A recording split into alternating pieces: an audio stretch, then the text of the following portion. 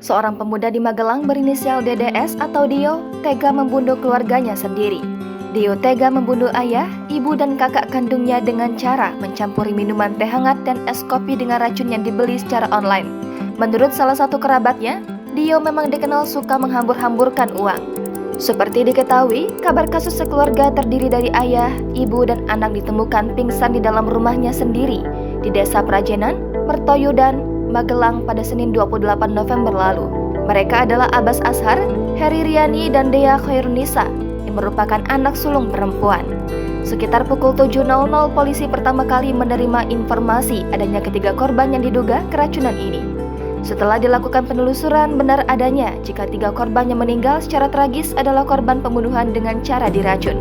Dan terduga pelakunya adalah seorang pria berusia 22 tahun yang ternyata adalah anak kedua dari keluarga tersebut.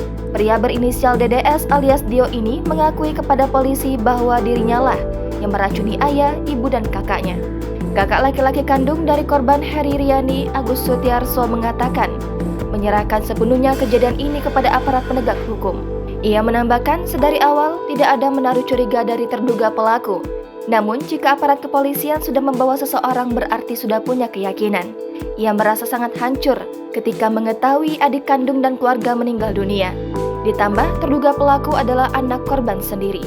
Sementara itu, ia mengaku memang belakangan ini terduga pelaku sering menghambur-hamburkan uang. Abbas adalah pensiunan pegawai negeri sipil, Riani adalah ibu rumah tangga. Dea tercatat sebagai pegawai di Jogja, sedangkan Dio pada data yang didapatkan Tribun Jogja tercatat sebagai pegawai.